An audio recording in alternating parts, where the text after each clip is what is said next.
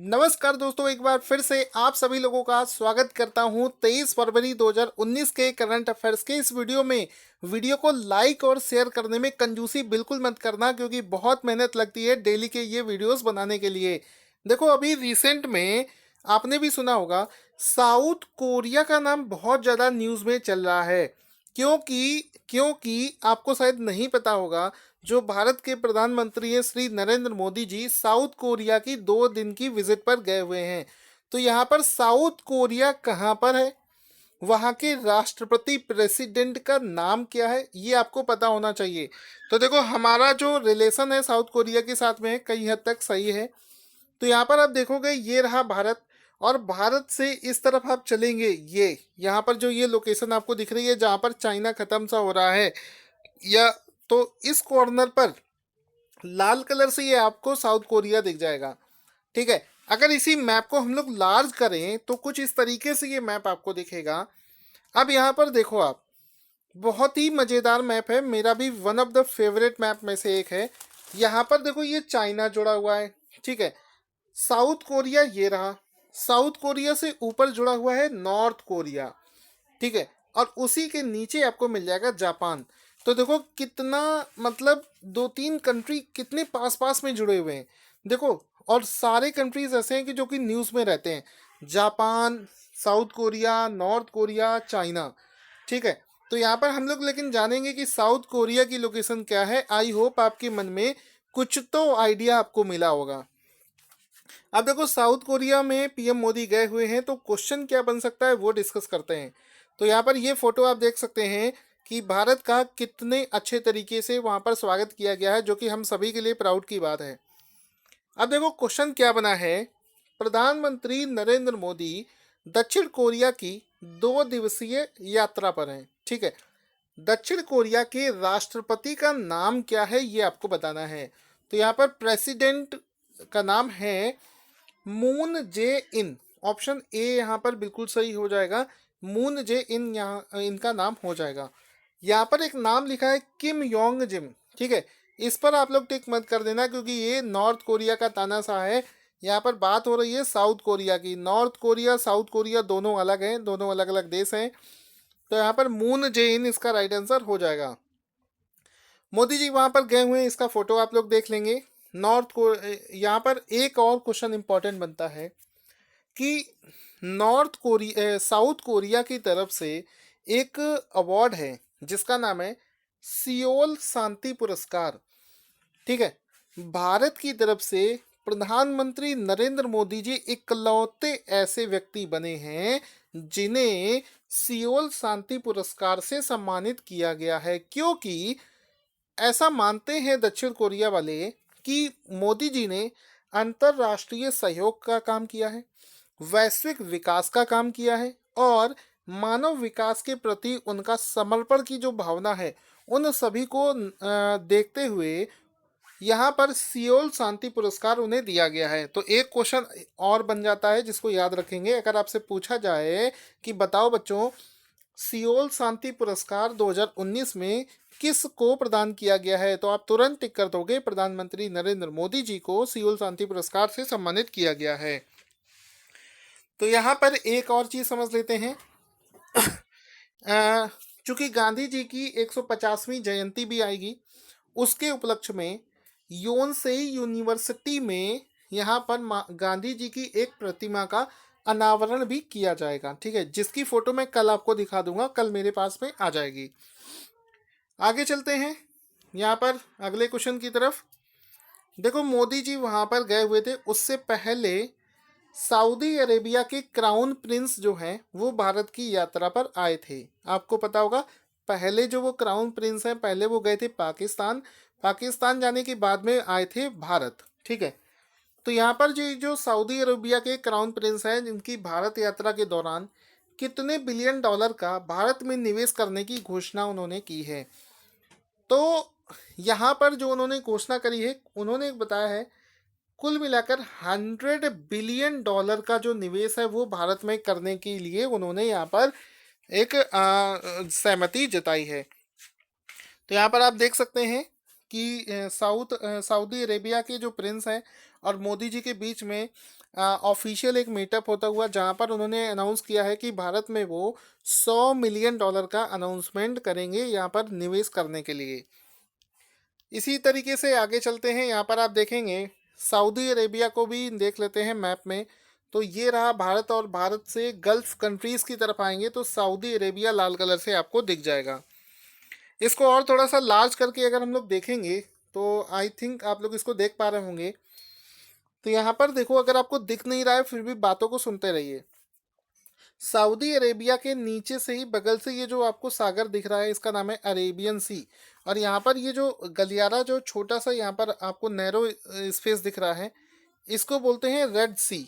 ठीक है, आगे चलते हैं अगले क्वेश्चन की तरफ। अब देखो, बात यहाँ पर हो रही है अंतरराष्ट्रीय सौर गठबंधन को लेकर। देखो, एक नया देश है जिसने इंटरनेशनल जो सोलर एसोसिएशन था, सौर गठबंधन था, उसका नया सदस्य बना है। तो वो कौन सा देश है जो कि अंतरराष्ट्रीय सौर गठबंधन का नया सदस्य बना है? तो वो देश है अर्जेंटीना। ऑप्शन ए यहाँ पर बिल्कुल सही हो जाएगा। अर्जेंटीना अंतरराष्ट्रीय सौर गठबंधन का अगला सदस्य बना है, जिससे कि वो 72वां देश ऐसा बना है जो कि इस एसोसिएशन का हिस्सा है। ऑप्शन ए यहाँ पर बिल्कुल सही हो जाएगा। ठीक है, इसी तरीके से थोड़ा सा और आगे बढ़ते हैं क्वेश्चंस की तरफ। देखो, अगला क्वेश्चन क्या है कि किस जगह यानी कि कहाँ की रहने वाली किम कुमारी ने मिस इंडिया यूएसए 2019 का खिताब जीता है? फिर से समझ लेना, कहाँ से बिलोंग करने वाली किम कुमारी ने मिस इंडिया यूएसए 2019 का खिताब जीता है? तो यहाँ पर किम कुमारी हैं, ये न्यू जर्सी से बिलोंग करती हैं। ठीक है, कहाँ से बिलोंग करती हैं? न्यू जर्सी से बिलोंग करती हैं। और ये जो मिस इंडिया यूएसए 2019 ये जो इवेंट है, ये भारत से बाहर सौंदर्य प्रतियोगिता ऑर्गेनाइज करवाता है। तो यहाँ पर किम कुमारी जी का यहाँ पर और कुछ समझ लेते हैं। एक चीज़ और यहाँ पर समझना, इसी इवेंट में एक और अवार्ड है जिसका नाम है श्रीमती इंडिया यूएसए 2019। वो दिया गया है विधि दवे को। और एक और होता है मिस टीन इंडिया यूएसए 2019, वो दिया है ईसा चंद्र कोडे को। तो ये 3 अवार्ड आपको याद रखने हैं, कभी भी एग्जाम में पूछे जा सकते हैं। अगला क्वेश्चन है ट्रांसजेंडर को लेकर। देखो, ट्रांसजेंडर जो पीपल होते हैं उनको लेकर भारत के किस राज्य में ट्रांसजेंडर कल्याण बोर्ड का गठन किया गया है? तो यहाँ पर ये जो ट्रांसजेंडर कल्याण बोर्ड है, इसका गठन गुजरात सरकार ने किया है। ऑप्शन सी यहाँ पर बिल्कुल सही हो जाएगा। गुजरात में ट्रांसजेंडर कल्याण बोर्ड का मतलब कह सकते हो गठन किया गया है। उद्देश्य क्या है? उद्देश्य बिल्कुल साफ है, जो ट्रांसजेंडर समुदाय होता है उनके विकास के लिए, उनके डेवलपमेंट के लिए, उनके भलाई के लिए, उनके लिए और अच्छी बेहतर स्कीम्स या उनके लिए और जो बेहतर काम हो सकते हैं, या उनकी जन सुनवाई के लिए ये सारी चीज़ें शुरू करी गई हैं। अगला क्वेश्चन है 40वां अंतर्राष्ट्रीय वार्षिक मरुभूमि महोत्सव का आयोजन कहाँ पर शुरू हुआ है? तो यहाँ पर ये जो 40वां अंतर्राष्ट्रीय वार्षिक मरुभूमि महोत्सव है, जिसको बोलते हैं इंटरनेशनल एनुअल डेजर्ट फेस्टिवल, इसको शुरू किया गया है जैसलमेर में। ऑप्शन ए यहाँ पर बिल्कुल सही हो जाएगा। राजस्थान के जैसलमेर में इस इवेंट को शुरू किया गया है। तो ऑप्शन ए यहाँ पर बिल्कुल सही हो जाएगा। आप यहाँ पर देख सकते हैं राजस्थान डेजर्ट फेस्टिवल, जिसको दूर दूर से लोग देखने आते हैं, इसको जैसलमेर में शुरू किया गया है। इवेंट का फोटो मैं आपको यहाँ पर दिखा रहा हूँ। अच्छा दोस्तों, ये जो इवेंट है ये कुल मिलाकर 3 दिन तक चलता है, जिसमें रेगिस्तान की संस्कृति, राजस्थान के त्यौहार, राजस्थान का कल्चर, इन सभी लोगों चीज़ों के बारे में प्रदर्शनी लगती है और बहुत ही अच्छा प्यारा फेस्टिवल है। तो यहाँ पर ये चीज़ें कवर हो गई। अगला क्वेश्चन बनेगा अपॉइंटमेंट के ऊपर कि हाल ही में किसे हरियाणा का पुलिस महानिदेशक, जिसको इंग्लिश में बोलते हैं डायरेक्टर जनरल ऑफ पुलिस, जिसको शॉर्टकट में बोलते हैं डीजीपी, बनाया गया है? तो देखो, हरियाणा का डीजीपी बनाया गया है मनोज यादव जी को। ऑप्शन ए यहाँ पर बिल्कुल सही हो जाएगा। मनोज यादव को डायरेक्टर जनरल ऑफ पुलिस नियुक्त किया गया है। तो यहाँ पर आपको फोटो दिखा देते हैं मनोज यादव जी का, जिनको हरियाणा पुलिस का डीजीपी बनाया गया है।